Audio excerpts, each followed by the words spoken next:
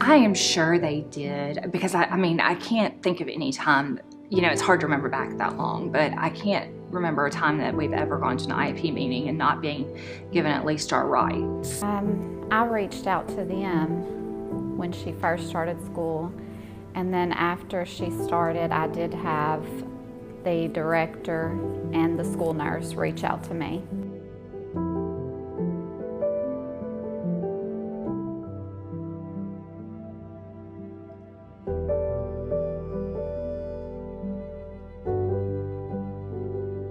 No, they did not treat us with respect. Every time we tried to explain what was going on or tried to come up with a different solution, it was, no, this is how it's going to be.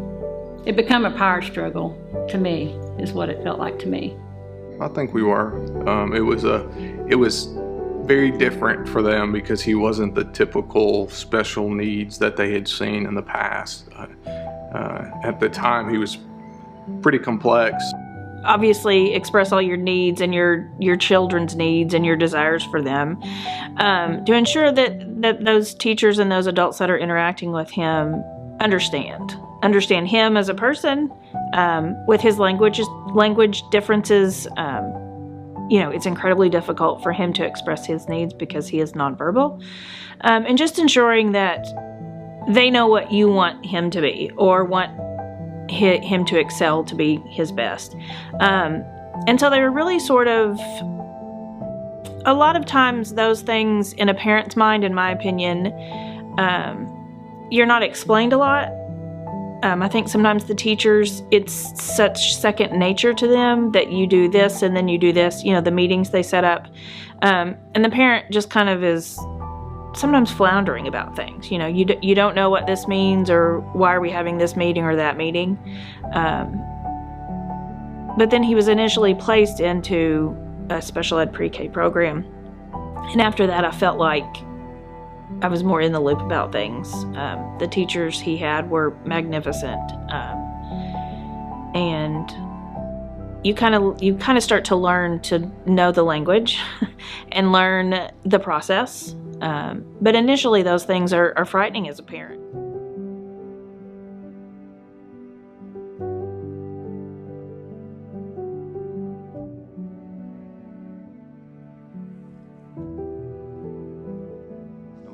and we absolutely love it. It is great. All the teachers there care from the top, from the superintendent all the way down to, you know, the parapros and everything inside the classrooms. They do, and they love their kids. I mean, we judge more on the fact of our other child that's in there too. I mean, she's, you know, they have looked after my kids, and they look after the other kids also. They do what needs to be done. With our, and I've seen it with other kids, they do what they have to. They build relationships with kids. You know, we're in the Delta, and so families are different, and they love on those kids. They give them all the help that they have. After school activities, they do Saturday schools. You can come in before school, and you know, they'll call with Lily. They call us, and they talk.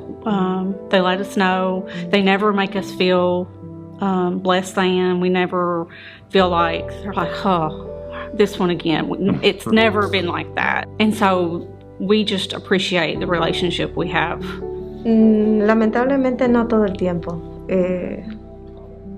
No, lamentablemente al principio no recibimos los servicios que necesitábamos. En realidad violaron mucho de nuestros derechos y no me dieron la información correcta que yo necesitaba desde el principio. Hubiera sido otra cosa, quizás mis hijos estuvieran mucho más preparados, hubiera sido más antes. Our homeschools, yes. Our outside school, absolutely not. I feel like they have acted in the best interest of their child where they could, because sometimes they are tied to procedure. If it was not for procedure, sometimes I feel like we would have moved ahead a little bit farther than we did and a little bit faster than we did. But we got there. We got to where we needed to be. But they understand, and we understood too, there is a procedure that we have to go through by law to get to the area that we need. And I feel like that was the only thing, was just having to go. All the red tape. We knew the red tape because we were very educated. We are not the parents to sit back and go, okay, so now what do we do? We knew what to go through. And I feel like every time we crossed that next threshold, we were just amping it up a little bit more, but we were like, gosh, you know, we kept looking at each other going, all right, this is the next thing that's got to happen. And it was all procedural stuff, and it wasn't like we were trying to take advantage of the system. We were actually wanting what was best for Lily through the system. People in the community know him. Oh, that's Buddy. I know him. I went to school with him, or I taught him, or, you know, I want people to know who he is. That's really important for me because we're not going to be here forever, and we're not going to be with him forever. So we want other people to know him, and for him to feel that people care and that he has a relationship with people other than just us. It took time. It really did. Early on, I would say no. Honestly, there were elementary years that we lost that we really felt like it hurt him because they weren't trying to help, whether or not they had the resources to do it, or whether or not they made an effort to do it. It was years that we lost that we'll never get back.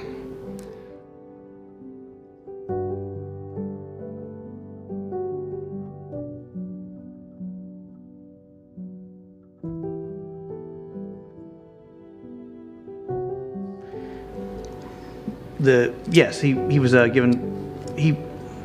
was given. He had an IQ test, several other tests, and for possible behavior disorders, and they discussed all those, and what would be the best course of action to take for him.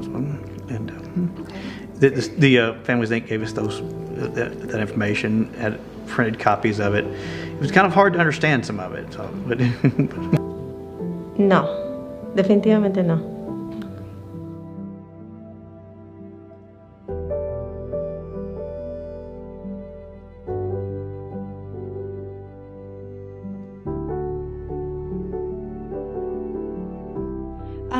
I had time to ask questions. As far as explaining anything to me, no, not really. They didn't really go into any detail.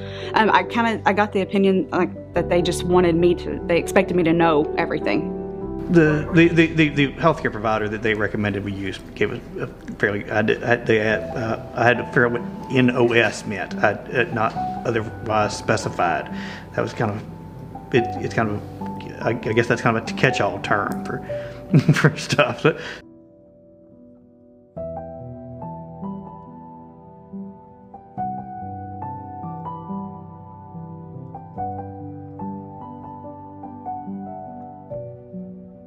Usually they send us a letter, It was don't they? both, wasn't it? Yeah, I think so. Sometimes they will send me a letter, but since COVID, they just send me a message. They text, or they will call me. They will send me a letter home to know there's a meeting, and they will give me date that's they ask me which one is convenient for me, and I will choose the date that's convenient for me to go to the meeting.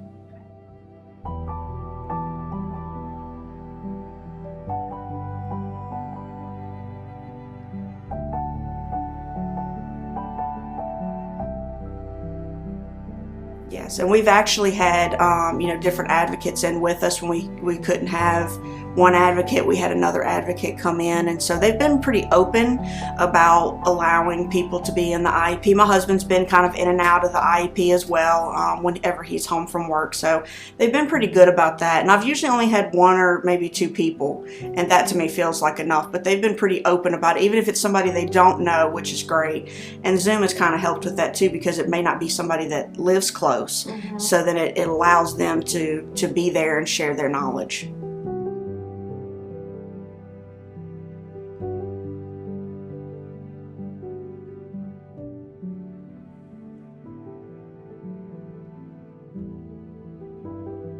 We've had so many. We've had the very first meeting. That was back at the Learning Center. Yes, yes, they did.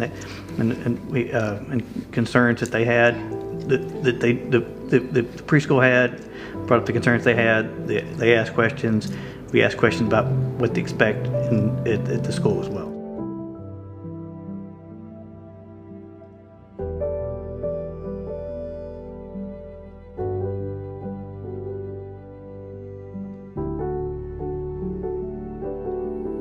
I do not. The reason why I say that is when he'd bring his work home from school, no matter how awful it was, I mean, he may not have but one right, they put a happy face on it and send it home like, this is good.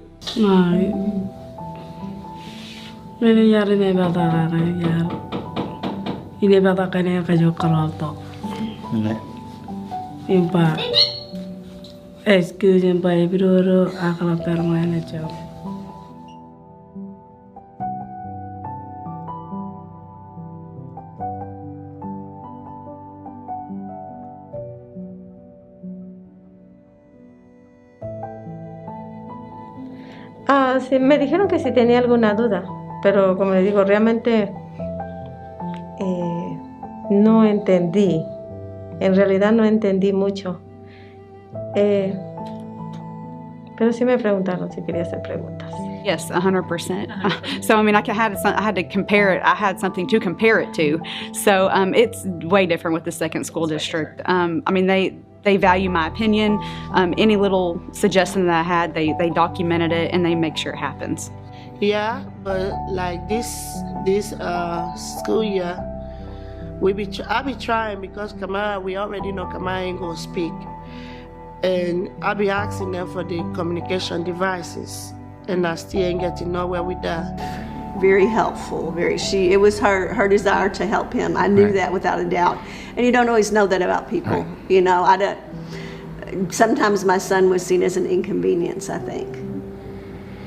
And but she involved us very much, and she told us, you know, he's doing great. He's got this score in reading, and he's doing really well. She would let us know. She would give us positive feedback. She was willing to, early on they wanted us to have him basically a zombie kid, drugged out, you know, he needs to be sitting down. He's so smart, all he needs to do is sitting down. He said, I don't feel like myself. Something's wrong. I don't feel like myself. Mm-hmm. We get to middle school, we have a teacher who actually had the training, and was willing to help, and we get him off the medication, all of a sudden, he starts growing again as far as... He blooms. He blooms. You know, and his personality and... There were a couple of years there where we didn't get anything out. Our third grade year was horrible.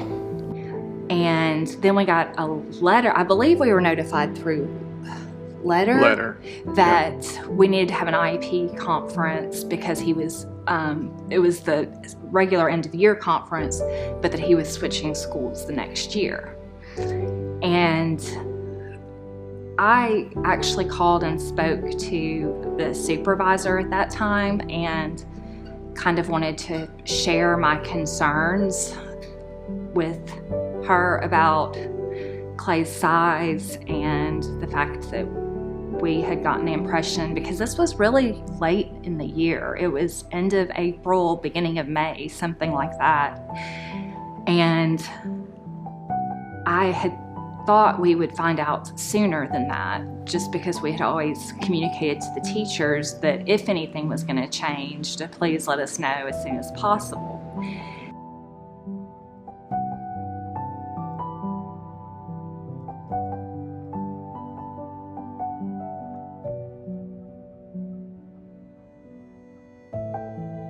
Everyone from junior high were extremely supportive. I'm talking about every morning, one of the coaches would meet me at a designated spot. He would come out to the car and pick Bryson up, and they would walk him to class. He had all kinds of help, and we had a designated spot even after school. We had so much help.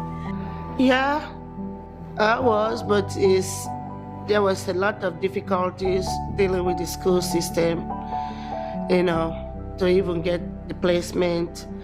Every principal we have had a positive. Yes, every principal's been great. Positive relationship with, and we've been feel very fortunate that that's been the case. And again, the meetings prior to the school year starting have always been super for us, because we have someone show up, whether it's the principal, the assistant principal.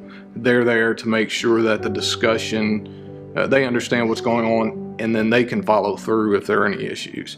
And those relationships continue to be built even with principals moving on to different schools. The one coming in understands they've already done their homework by the time we get to that pre-first day meeting.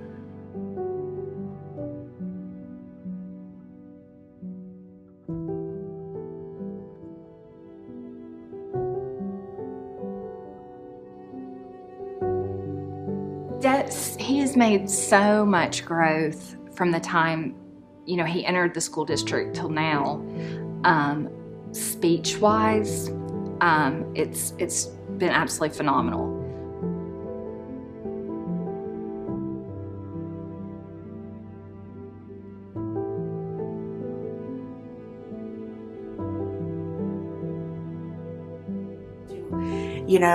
Work with him in a certain way for him to be receptive, because if not, he just shuts down and you're not going to get anything out of him. So it's been hard, but she's been open to learning. And that to me is the sign of a great teacher, is that she doesn't think she knows it all. She's willing to learn. She's willing to have dialogue with me about, ways to improve and things that she can do to better serve his needs.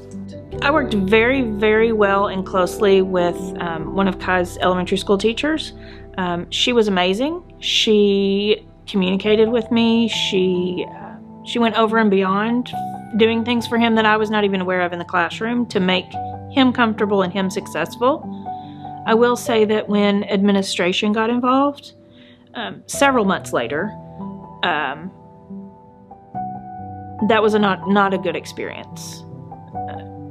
The only thing they wanted to do was discipline him, send him home, not work with me, not seek help for us as a family. DHS was called and got involved, unfortunately.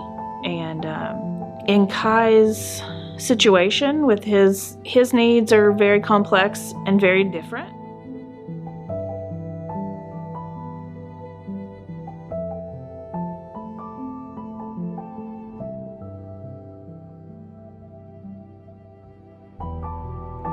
We've been invited to all this stuff.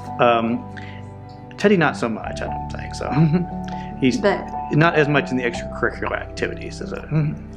But the parent-teacher conferences, one thing that we do is we try to always go together, because we find that what one doesn't pick up, the other gets.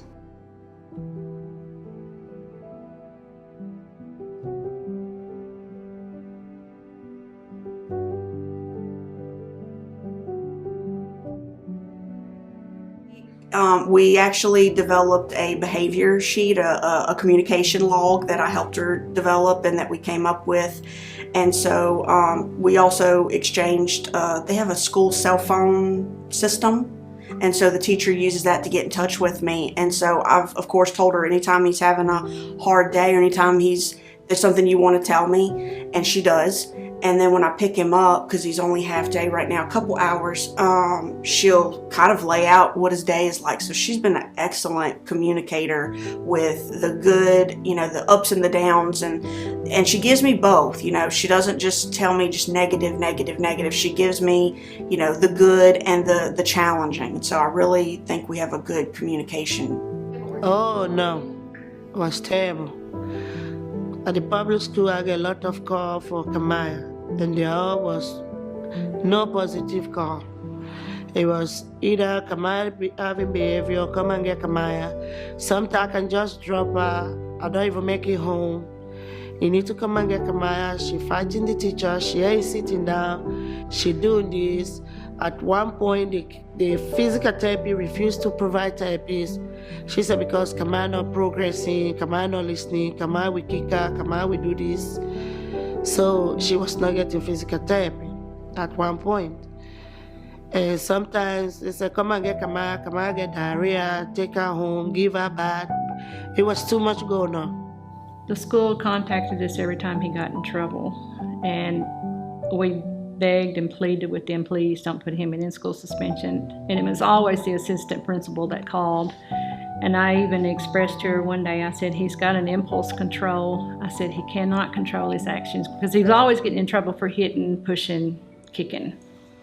And she expressed to me that her son also had impulse control, but if we were consistent with his punishment, they could break him of that behavior.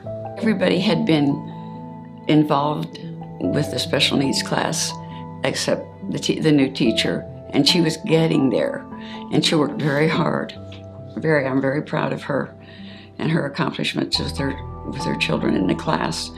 Like I said, especially when she would text me, and she has called also to make sure he has a change of clothes. Now she's aware of his staring off in space and having a problem.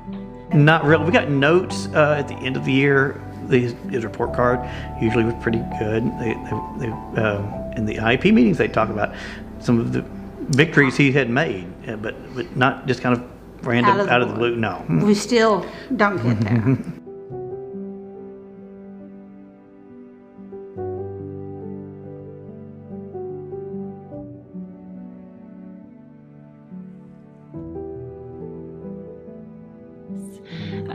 Meetings, she was always asking me what worked. The other school, it was just complete shutdown. There was nothing until, they had an officer in the room with the child, and then I was getting calls. They wouldn't even let him attend a full day. Right. We had to drop him off late and pick him up early every day. They absolutely, in my opinion, did not understand it. And at that time, in the early stages, I really did not either.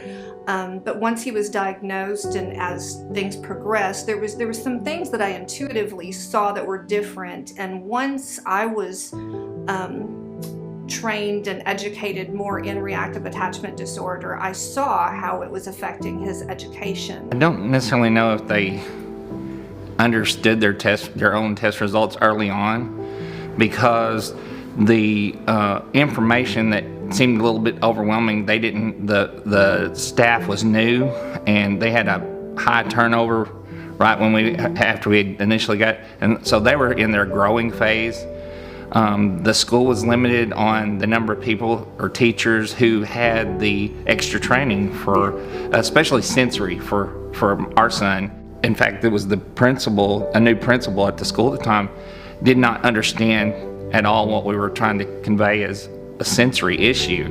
So it felt like that maybe not initially, they didn't understand. They were in a growing phase. They only had maybe one trained teacher or two in the elementary school at that time who even knew what sensory issues were. No, not at all. The red flags were flying everywhere, and they wanted to stick him in ISS. It was easier for them to do that, as far as I'm concerned.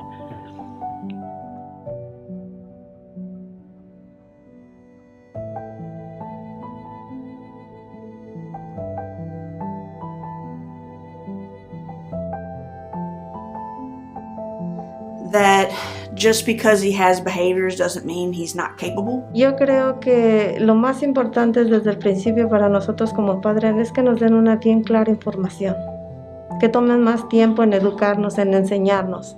Realmente nosotros como latinos y el idioma es a veces una grande barrera, y ellos están haciendo muy buen trabajo poniendo intérpretes.